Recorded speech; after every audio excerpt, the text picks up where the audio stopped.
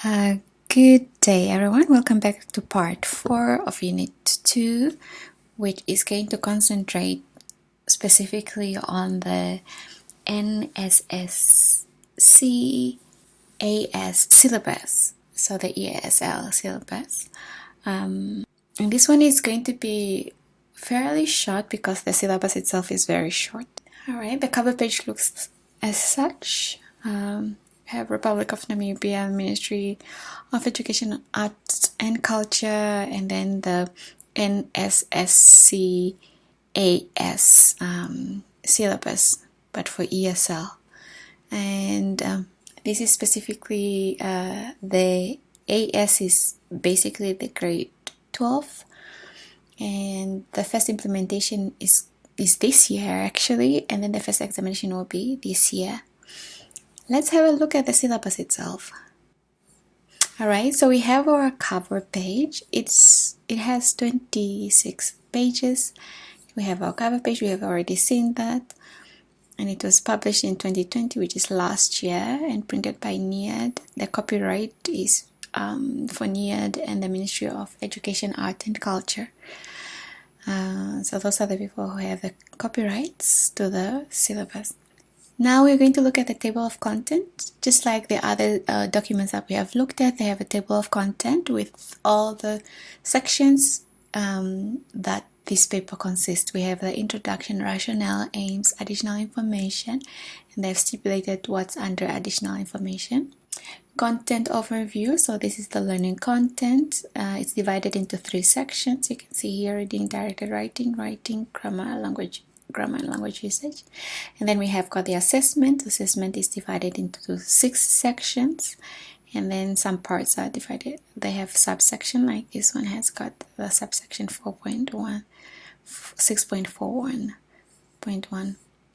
Yeah, and that's about this syllabus. And let's dive into the syllabus. So we have got the introduction here about the National Senior Secondary Certificate Advanced Subsidiary ESL, English as a Second Language syllabus, which describes the intended learning competency and assessment objectives. So we'll see that.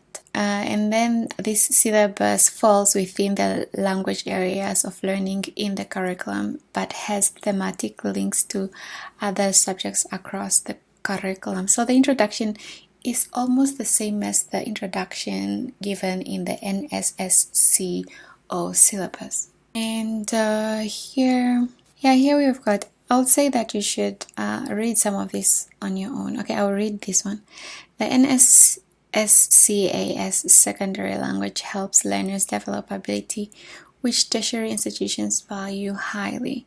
So, the idea is that when the learners complete this examination, they can go to tertiary education institutes, tertiary institutes like NUST and UNAM, as an example. And I bet IUM too. And so whatever skills that they get or abilities, they should be abilities that will help them succeed or thrive in the tertiary institution context. And then this now includes deep understanding of their subjects, high order thinking skills such as analysis, critical thinking, and problem solving. This is, these skills are also like valuable for NSSCO, by the way. Presenting ordered and coherent argument, independent learning, and research. So that's what this syllabus is hoped to provide the learners to attain from what they are presented in the classroom. And then here we have got the sections of the syllabus, like how is it divided. And this part is here, the National Curriculum Guideline Aim 2. So the aims are the same because we have seen this in the activity in section 3. That is the activity now in the, is it in activity 3 or activity 2? Maybe the JS, I don't remember specifically, but yes, we have already looked over the guidelines of the Namibian National Curriculum anyway, so we have already seen that, we have looked at that. And then the 6 core skills that we have looked at in the previous syllabus are basically the same. And the rationale here, it's stated that this syllabus prepares school learners for life, helping them develop an informed curiosity and a lasting passion for learning. All right, and so for the rest, I'll say that you should read on your own. And what are the aims? So the aims for this syllabus is to develop the ability to understand and use secondary language in a variety of registers, communicate confidently and clearly in a second language, form a sound base of social and other skills, language and attitudes required for further studies, work, and leisure, develop a positive attitude towards language learning and empathetic approach to other cultures and different points of view. Develop a wider awareness and knowledge of contemporary issues through extensive reading. Develop skills in writing structure, convincing argument, presenting a point of view clearly with a reasoned explanation. So those are the six aims of this syllabus. All right, so that's what we have. And then when it comes to additional information, it's almost the same as the NSSCO, in a sense that if this subject is taught in a 7-day cycle, so day 1 to day 7 cycle, if that's how the timetable is set out, then you should have 9 periods, which each period is made out of 40 minutes. But then if you have a 5-day cycle, like Monday through Friday, Monday, Tuesday, Wednesday, Thursday, Friday, then you should have 7 periods that are made out of at least 40 minutes per period. All right, so that's how the timing is set out. All right, prior knowledge. So obviously we should know that by now that for the students to take to cover the content within this specific syllabus, they should complete the NSSCO second language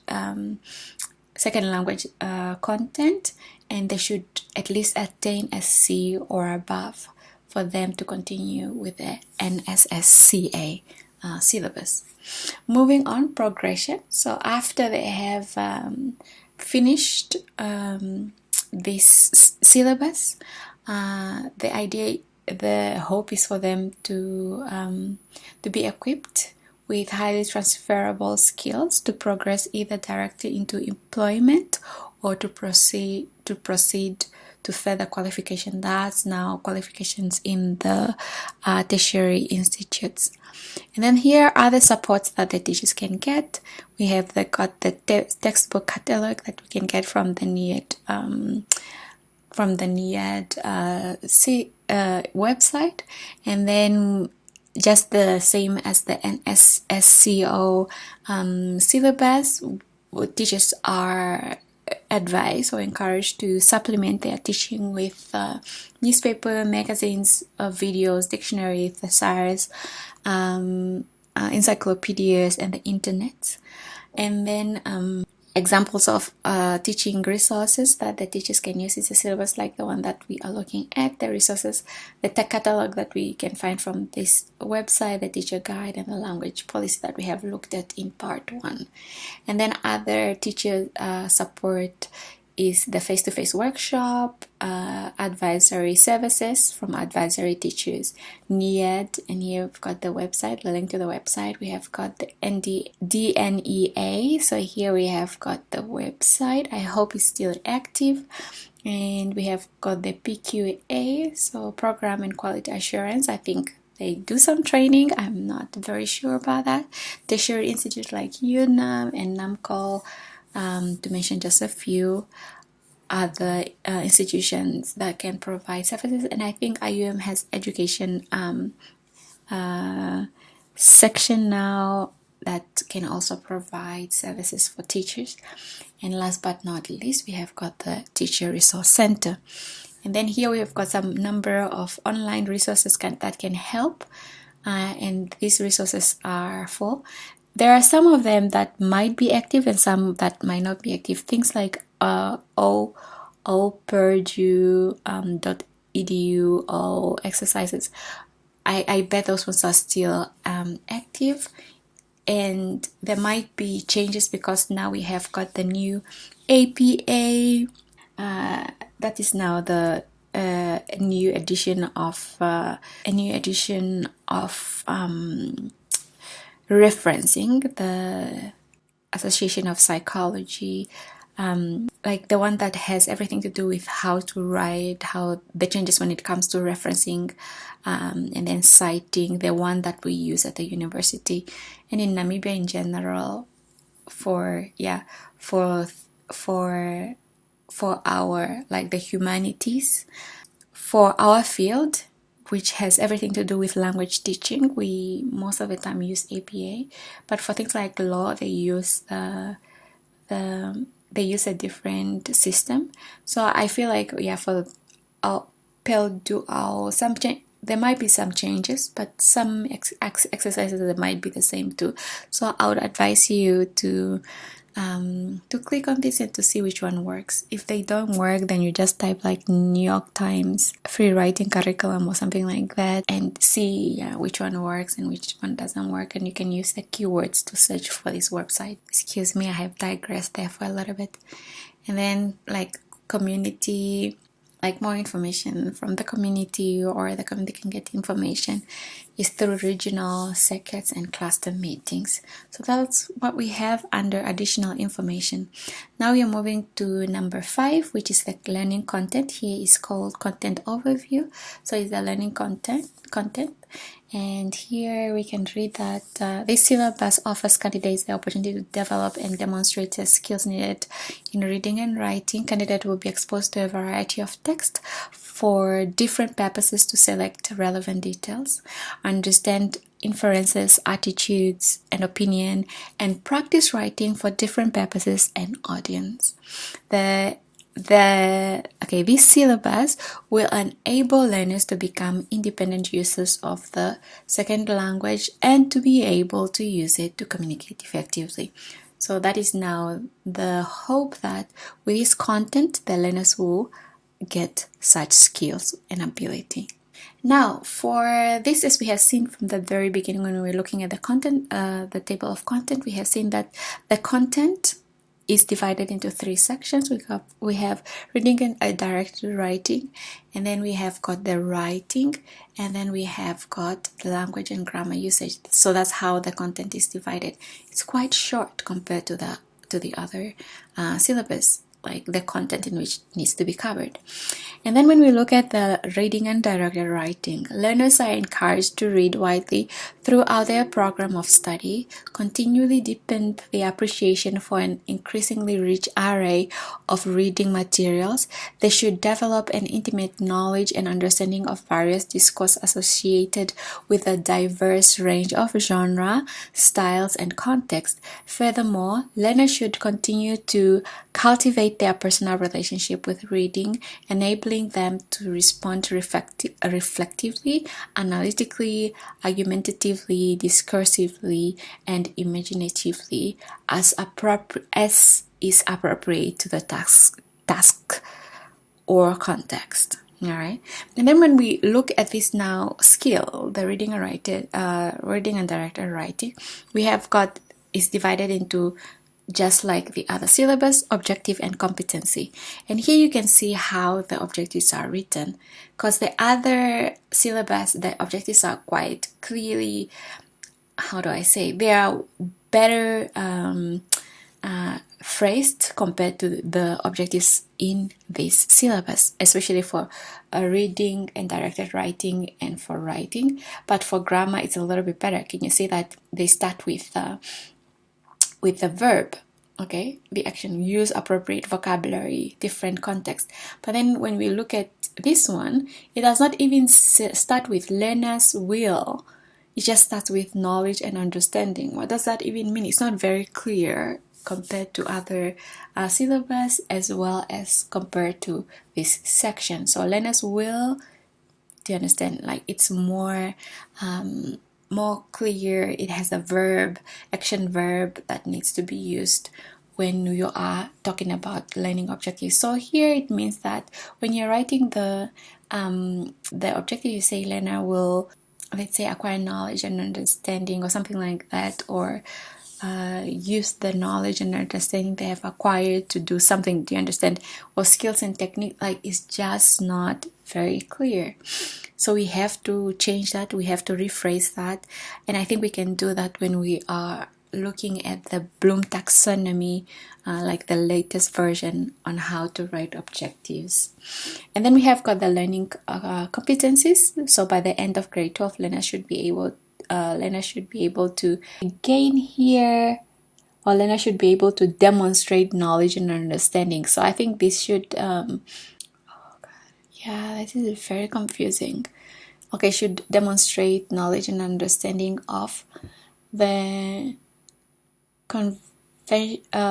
convention of a wide range of written textual forms. So we have got here, I guess that's why they maybe couldn't say that. Maybe they should have written learners will demonstrate knowledge and understanding, and here should be able to show an understanding, demonstrate still an understanding of the, because this one is more specific anyways.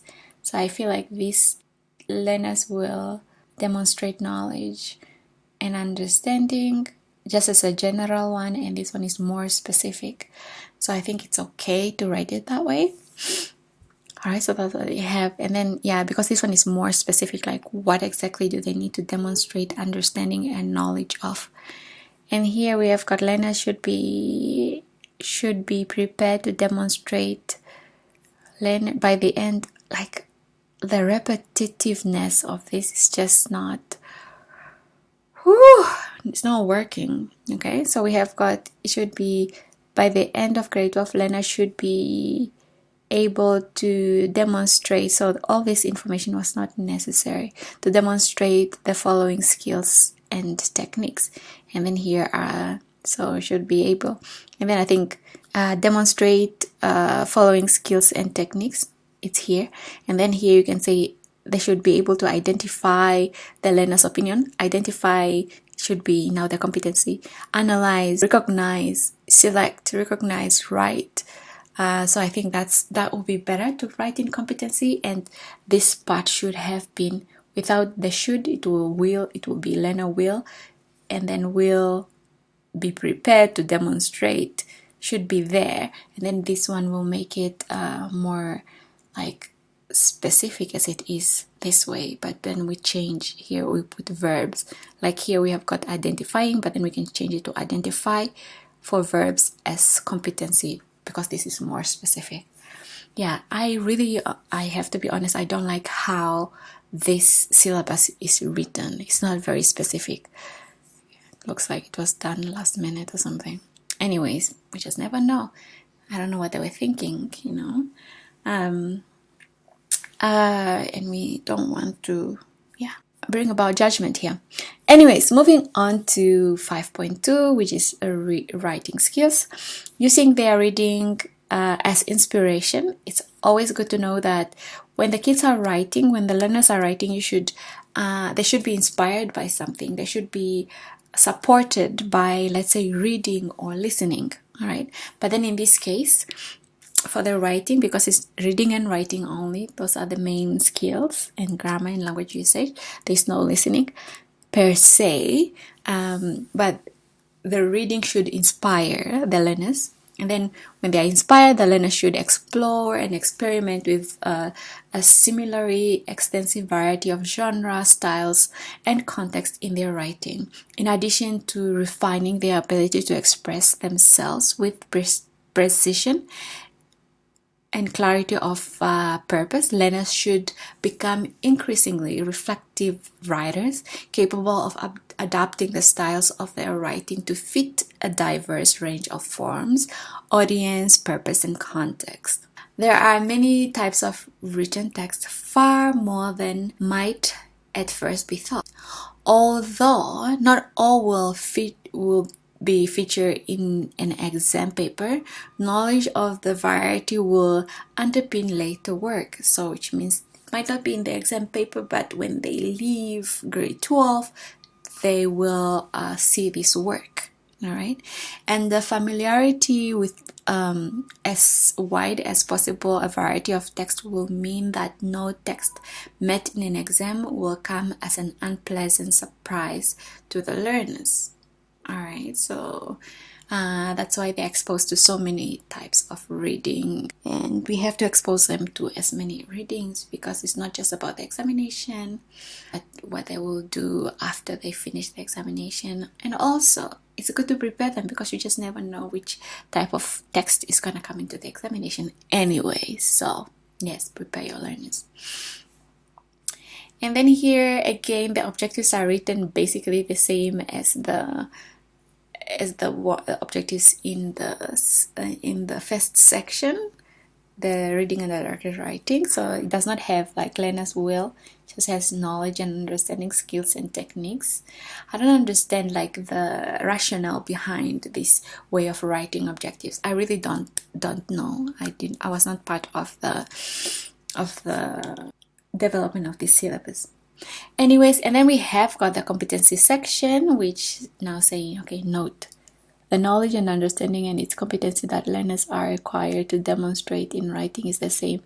It's the same as it is covered in the reading and the directed writing. So they didn't want to repeat this, so you can just refer back to the reading and directed writing competencies here are the same. And then when it comes to skills and techniques, the learner should be able to write for a specified audience and purpose. So those do have an influence.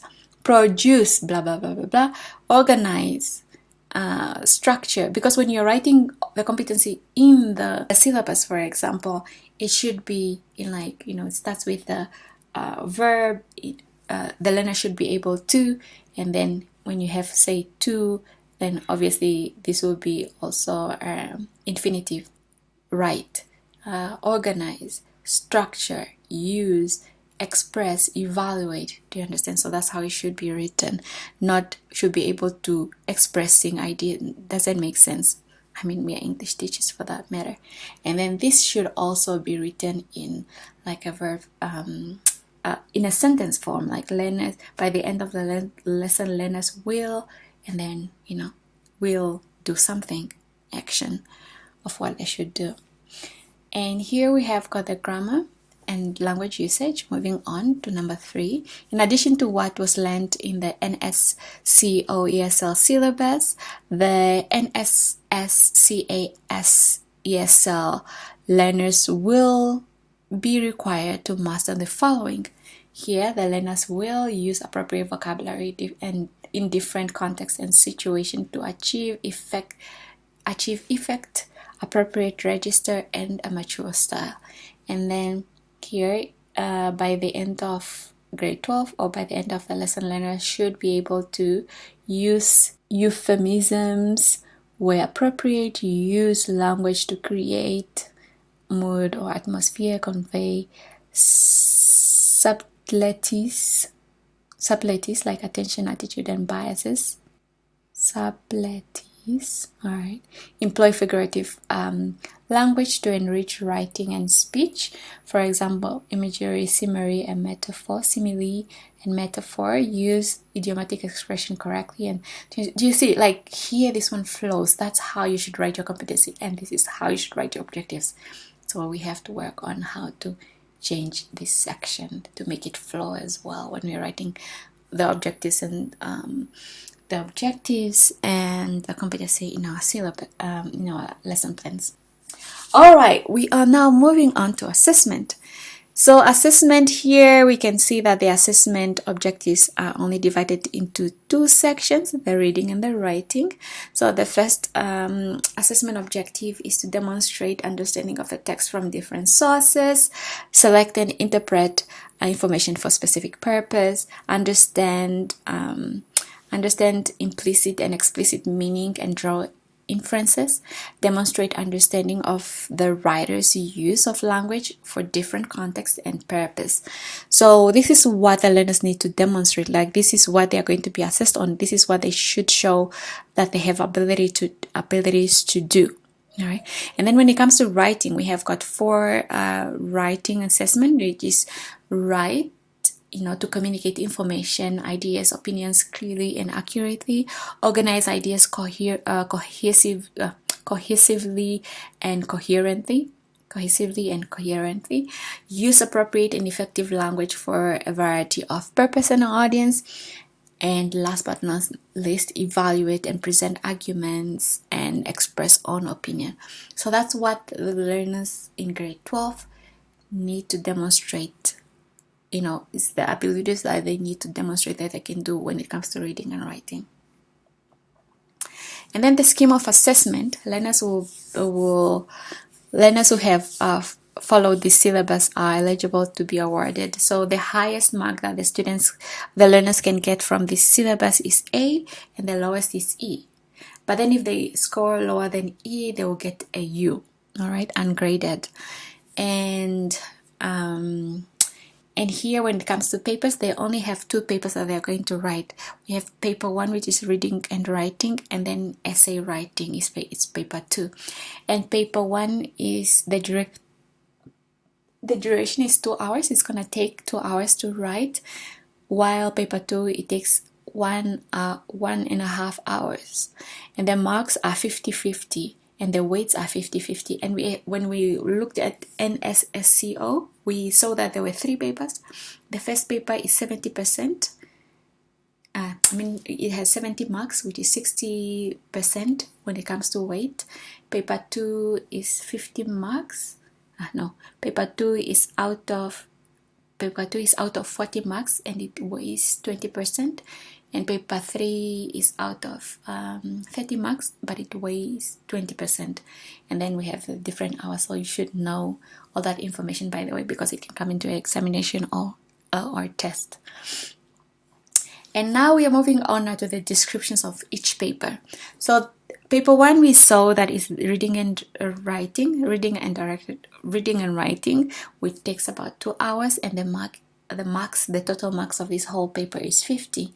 And then this paper is divided into 2 sections, section A and section B. Section A is divided into 2 parts. In the first section, the learners will read a text of approximately 700 words, and then they answer 5 multiple choice questions. All right, and the questions will focus on things like details, implication, tone, purpose, opinion, attitude, text organization features like comparison and reference. And then the mark, because we say we have got 5 questions, each question has got 1 mark, which makes up 5 marks for this very first part. And then part 2 is out of 20. So here the learners will read a text of approximately 700 words, and then they'll answer open-ended questions. How many questions? We are not very sure. They didn't really specifically say how many of those.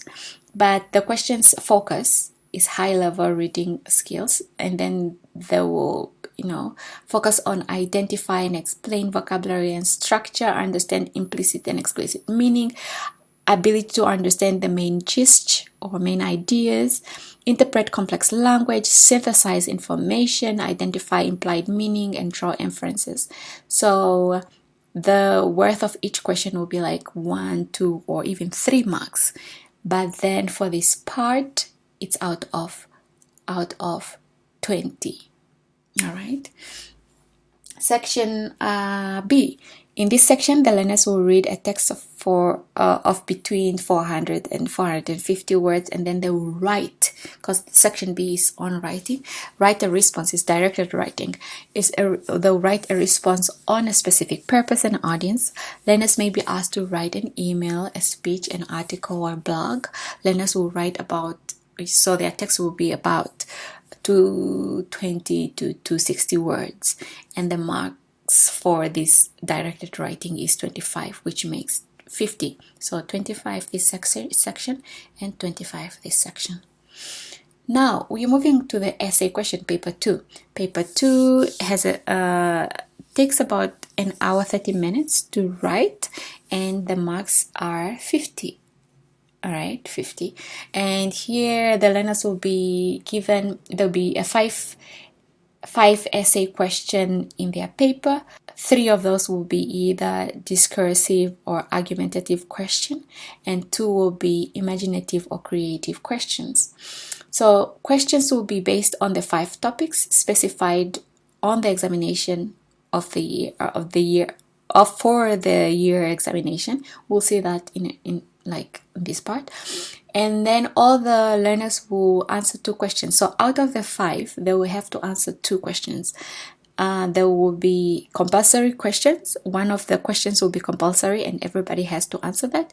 And then the other one is like additional question that they have a choice of, like, because we have got 5 topics or 5 questions, one of the question is compulsory, like every learner will answer that. And then we've got 4 other questions from which they can select whichever they feel comfortable with.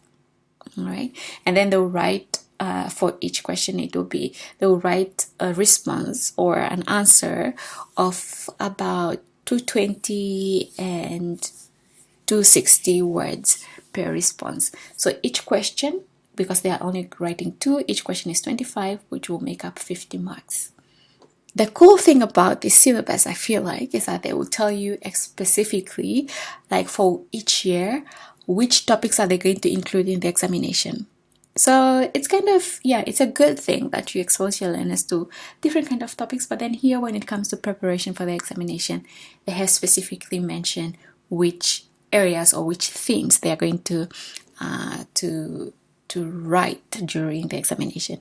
Here we can see in year 1 is this year, 2020, these are the topics that they are going to cover. And then in year 2, 2022, these are the topics that they're going to cover. In the year 3, 2023, it's gonna be this. 2024, these are the topics. 2025, these are the topics. Year 6, it's gonna be these topics if they don't change. All right, year 6 and year 7, if they don't change them, these are the topics that they are going to cover. All right, so topics, and then the learners consider topics within local and international context. And then year 1 will begin again in 2026. So, and here we'll say, okay, it has to be 5 years. So they say questions will be based on the 5 topics specified for each year. Year 1 will begin in 2021. Year 5 will end in 2025.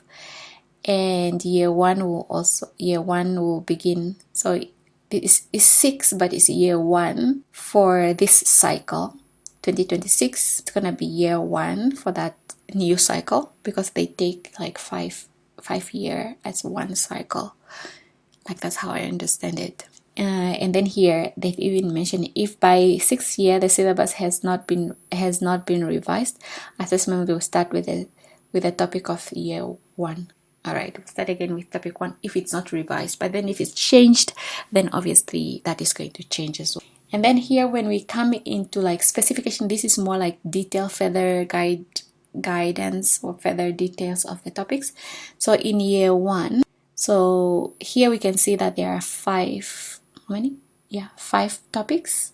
This is just like the general topics, and here they are more specific of like how then, like what topics under human relationship are they going to cover, under climate what are they going to cover, and then under education which ones are they going to cover, tourism what are they going to cover, innovation which topics are they going to cover, and then career the following year, year 2. Then these are the specific topics under each heading. each of the 5 headings.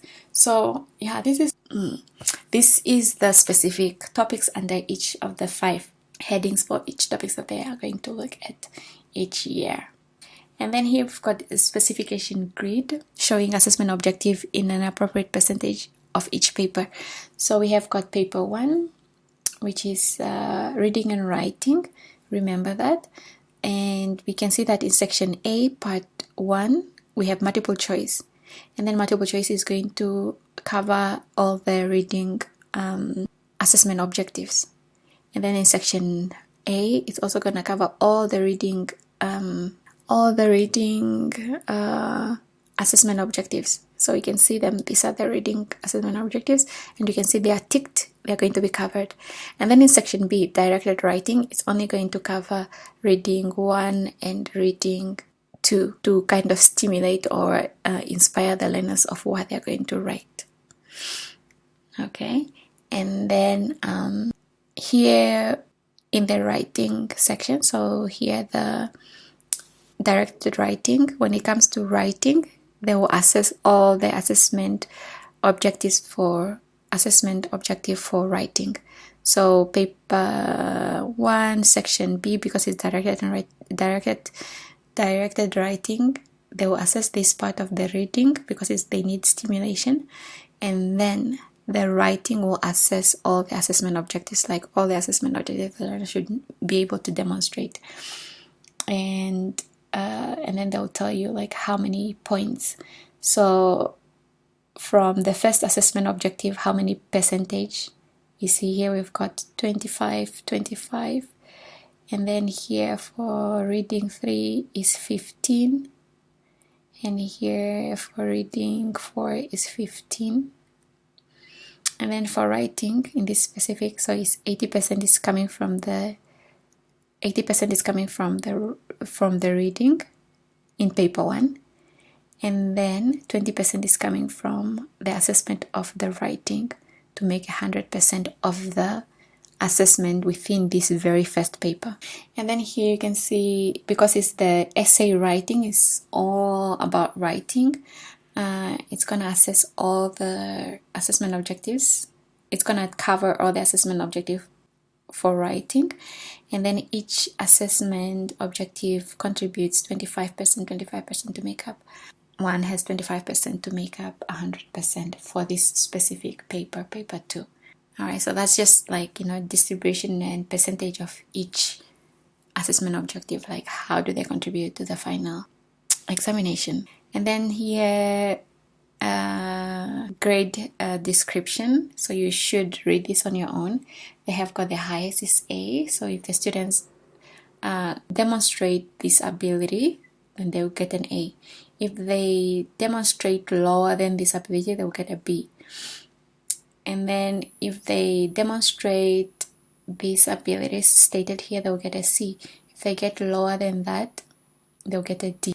And then, so here you can see, for one to get B, they should be between these two, C and A. And then for one to get D, they should be between C and E. And then if they get lower than this, then they get a U. Alright, moving on. We don't really have like guidelines on how to mark exactly the directed writing as it has been with it has been done with the NSSCAS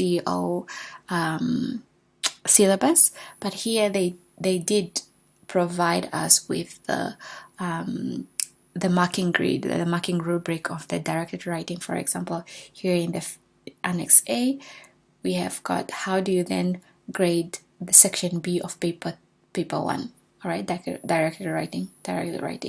And here we have got maxes like 15, and then excellent, very good, satisfactory, weak, poor, and no relevance at all.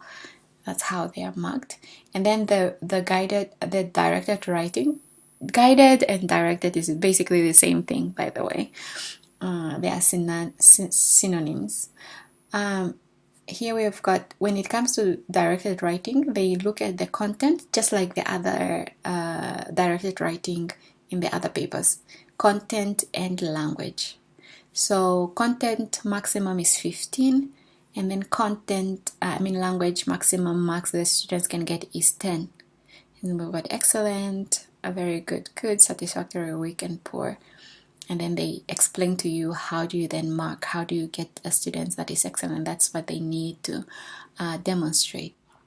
And then moving on to Annex B, which is marking grid for paper 2 essay writing. So you've got the content that you have to look at, as well as the language is basically the same. The max that you get here is 15, and then the minimum, the max here for language is 10. And then here are the descriptors, and then here is an explanation of what mark to give the student. All right, so that's all that we have for this syllabus. It's a very short one, I would say. Now we are going to look at the activity that we have, that I have given you regarding this syllabus. Activity time. So for this section, we only have true or false. Okay, no, we have open-ended as well. Let me not lie. So true or false. The NSSCAS Syllabus Introduction is slightly different from the introduction of the NSSCO syllabus. It's just slightly, just a little bit, just a few changes that you can see in the introduction. The subsection additional information is similar to that of the NSCO syllabus, is true. The subsection, so we have got, what do we have under? We can see that under there we have got, in additional information, we have, just one second, we have got the subsections are the same. Like we have got guided learning hours is the same as the NSCO. Prior learning progression, support for the ESL teachers is also similar, except that here they wrote NSSCA, but the information is almost the same. And then we've got teacher support, we've got other learning resources, and then we've got community. All that is the same, but then the information that is presented is slightly different. For some of the parts is the same, but for some of them is different. All right. The learning content of this syllabus, NSSCAS syllabus, is partitioned into 3 categories. We've got grammar, language usage, reading and directed writing, and writing skill. That is true. All the learning objectives in the 3 categories are written in the same format is false, because we saw that in the reading and directed writing as well as the writing section, they are very similar. They are not clearly stated. They are just like nouns stated there, but they are not clearly stated, compared to the grammar section, which is more appropriate. Like how it's written, I feel like it's more appropriate when you are talking about objectives and competencies. So the learning objectives are not well written in that section, I should say. The competencies that the learners are expected to acquire are mentioned. Yes, they are mentioned. That's true.